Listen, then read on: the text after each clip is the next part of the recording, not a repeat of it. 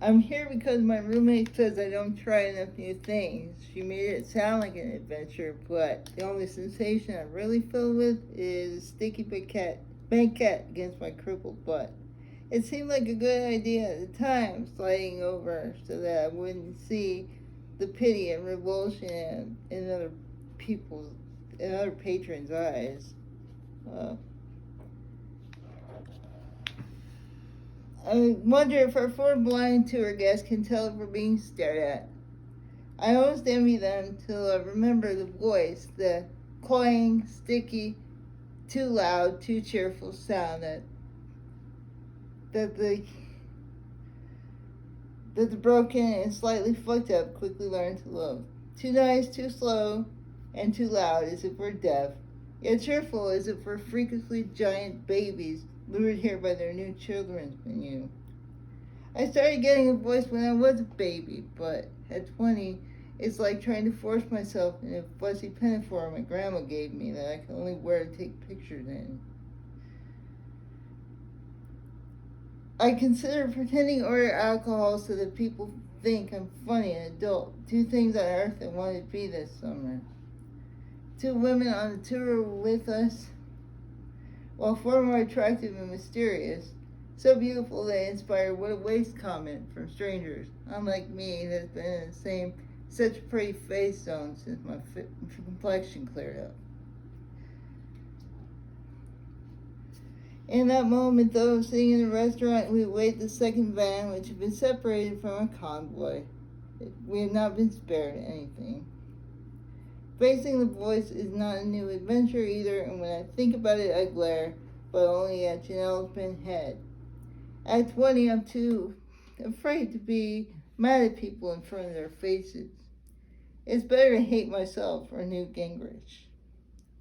I glare at the top of her head as if to say, Disney, really? Even as I try to smile when she's finished ordering pancakes. When you have a disability and travel an outfit called Yes We Can accessible tours, beggars can only choose so far. We've gotten separated from the other band in our party, which has occasioned much poorly received bitter humor from me already. Years later, when half of America adopts Yes We Can as an eager slogan, it's hard for me to believe. I want to join in, but you can only be that young and hopeful once. Nell promised me fun, but so far all I have is hash browns, eggs, and cheese. I could have that at home with the remote. I don't say that. Again, trying to be positive and look up as though something mind-expanding was going to happen every time a little bell on the door dings. Even though there are a fair amount of men with baseball caps and untended mustaches here, I can tell this is more of a diner than an actual truck stop where my dad made me stop on family vacations. Mom said it's because he was cheap, but Dad said the food was good and there was always a lot. Those places always made me uncomfortable because we were usually the only family inside and mine was always the only tiny wheelchair. Even being bigger and knowing words like male gaze doesn't change the way that feels so much. I look over at the next table and my cheeks flush, only partially because free of routine and my lingering goody instincts. I'm so caffeinated on free refills I would not be surprised if the table levitates. My friend, hopelessly romantic on the best day, takes my restlessness as a sign I'm lovelorn and prompts me again. Go talk to him. I almost want to tell her I only do it to make her happy, but how many hours of old television did I watch where even squeaky clean characters have a fling on vacation? She would have thought less of me probably, so it seemed better to appear prim rather than dorky enough to watch that movie with Nancy McKeon and Michael J. Fox in summer camp twice. I couldn't stand it if Janelle ever found out how much of my life was pretend before I met her, so a lot of time my role in the friendship is to agree enthusiastically with her plans. So far she hasn't caught on yet, and I plan to keep it that way. And doing so many new and unexpected things have brought me out of myself in a way I appreciate, even when I don't love the things in myself so much. I like thinking there are many versions of me I haven't met yet who enjoy athletics, eyeliner, or tempura.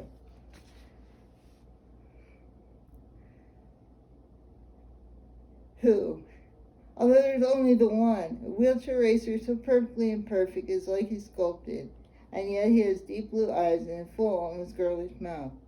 Every time he catches my eye, my blood almost fizzes. I can tell, though, that I'm in his thoughts as much as the ugly wallpaper in the hotel lobby, and plan to brush against his sweater a few more times and write some yearning poetry about it, as I had done almost about every spring since 7th grade. Those feelings were not about real life. Even sitting in a dumpy diner with someone I think of as my best friend if we were both 10 was a lot more real than all the moony romantic stuff. Which was a thought that was so emotional, I pretended to look for a ride as though I was just dying to come face to face with all those animatronics. I made myself think I could hear a van braking in the parking lot, but it was a tour bus filled with really old people, some of whom actually have blue hair. Tom Brokaw in his book aside, they don't seem like the greatest generation when they look at us like something unpleasant that died. In their day, I realized there would have been a special slot to shove us into where they wouldn't have to look at us. Some of them seemed to miss that a lot. Some of them probably figured that having so many of us there would make them have to wait for their fruit top waffles. I took a lot of things about my identity personally in those days. My roommate tapped my shoulder. Apparently, she told me a story and I missed it, following my own thoughts. Ooh, she mocked, making a wide, innocent face that was supposed to be me. It reminded me of a doll my aunt had given me. Something about his glassy stare and spiderweb eyelids freaked me out instead, so I shoved it in the back of the toy box. Like most girly stuff, it hadn't really taken. I don't know what you're talking about. Where the hell was that man? It would be excellent if it showed up right now. Even for the past 50 miles, I wanted nothing more than to not be jostled and bounced in a shockless vehicle. I almost turned away as if she could read my mind, as I was convinced my mother could till I was a freshman in high school. Even so, being seen as less interesting opening act, the one that can help you with your crossword puzzle, is beginning to rankle, and I thrust out a proud pointed chin. Again, I listened in vain for the band to carry me away from my strong feelings and the promises I might make.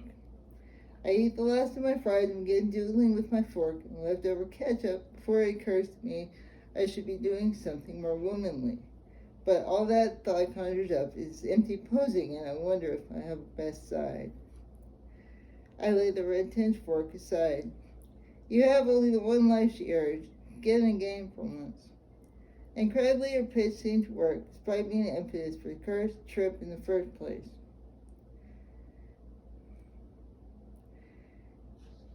I dipped some more fries in ketchup since I don't have to be a really healthy adventurer, and started planning which week of disastrous sports practice I'm going to enliven by smiling at him and making some reference to our doomed Anaheim adventure.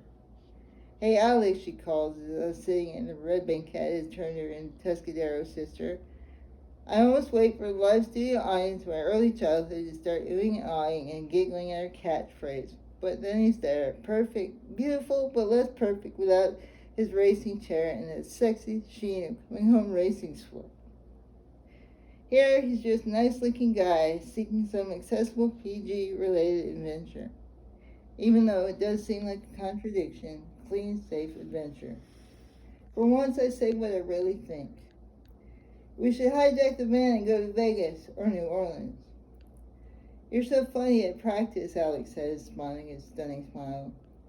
I do the self-hating girl thing and pretend to swat the compliment away, though it has made me happy in a way no A ever has. Even though I suck. For a moment, a lifetime of personal best and participation trophies makes me think he's going to protect me from my failures as an athlete and say, of course you don't suck. Considering your situation, you do just grand. Everyone else does, but it's different when your situation is someone else's too, especially when he gets up 2 hours early to practice at the track at the high school before going in and studying for 6 hours. He says, yeah, with a smaller smile. And I remember the few times everything went right at practice and the shot or ball seemed to go effortlessly where I placed it. Did Alex feel that way all the time? I take a big enough sip of my fourth glass of soda that I may never sleep again and say, you're amazing. Alex turned away and looked modest. I wondered if it was an act, but I decided I didn't care. It's not that hard. I could meet with you before practice and work on your form if you'd like. Knowing he was just talking about sports threatened to make me sadder. In the summer, we had roaches and I had to scurry around putting boric acid in all the corners, but I was just about to say how nice that would be when my cell phone, on the table so I don't look like one of those people, rings. Hi, Astrid! A voice so cheerful and upbeat I don't recognize it says, did you give up on me? It's Rachel, the leader of our tour group, who seems to think we're best friends, despite our whole relationship lasting for 2 phone calls and about 4 hours of driving. Although it was beginning to seem that beginning of that trip happened in our life. No. I chuckled that chuckle demanded by peppy, able-bodied women with gray hair who use words like psyched and are not kidding at all. Of course not. We took the wrong turn at Needles an hour and a half ago, and she was just figuring that out now. In my usual life, that kind of goofy inefficiency would drive me crazy, but I left that behind in Phoenix. Oh no, I say and laugh, one hair away from being flirty, like Janelle always is. This loyalty of the thought hits me like a cold chill when my roommate catches my eye and mouth Rachel while telling Rachel herself to see her in a while. So, we have about an hour to make a run for it. Yeah? He looks at me harder than anyone not bearing a Bible has ever looked at me. My stomach flips and we kiss. It's quiet and discreet as well as brief, but it's not my first kiss, just the first one where I understand what the fuss was about. We barely have a moment to look in each other's eyes again before the motor rival and a cheerful honk of his horn, our chariot waits. Starting with my birth is not the first time being early has bitten me in my butt. I scramble in my chair in full view of old ladies who desire a floor show with their banana cream and lemon meringue. I would like to say I'm used to moments like that. Actually, I ought to be, never having known my life as other than an object of some people's curiosity, but the emotions welling up from the kiss leave me feeling as if I were sitting in a busy, overbright restaurant, topless, and all I could feel was the urge to cover up. Maybe that's why I went ahead with my original half-wanted Disney plan. Also, not to be overly hard on myself, I couldn't drive and maybe $40 pulled it in a budget-conscious double crease in the pocket of my cheap handbag. If only I could explain that to my subconscious that still dreams of the moment when I failed myself and chose safety, predictability, and the unexpected of what could have been, as opposed to what could have been if I could be romantic and 20 again, true love, as opposed to what, all the love splendid out there, it doesn't matter now.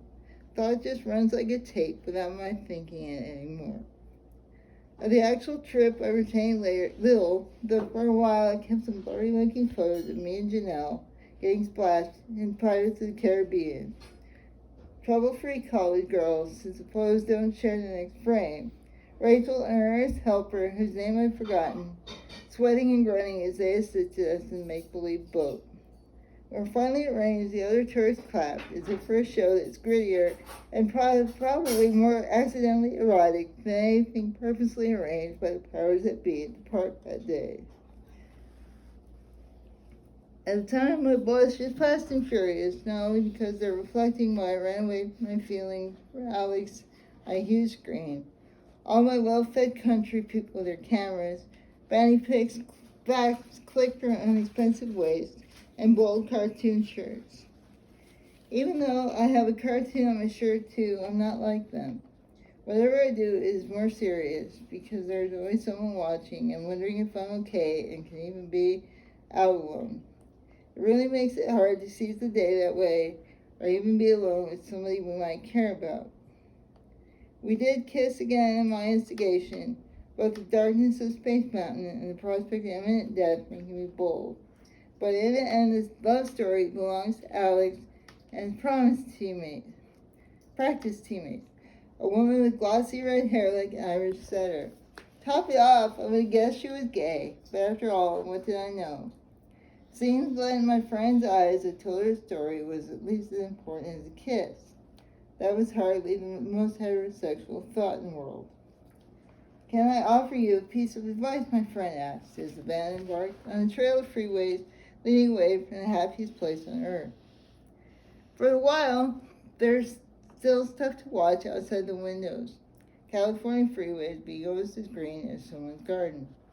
It's only after entering my home state they become lonely and stark, but I don't think that way about my hometown then, and just watch the sun sink in a cloud, puff of pink clouds, and feel great while Alex is in the other van this time. What I don't do is turn toward my friend, all flushed and eager to hear what's wrong with me this week. It feels like a tiny beginning, which I savor like it meant the end of an Italian meal. Okay, sure. If she notices my attitude changed, Janelle doesn't say anything, likely being exhausted from being the most sprightly cripple in Four Corners regions all day, and letting her teammates bump into her accidentally on purpose. I guess I don't have to take it. Yeah.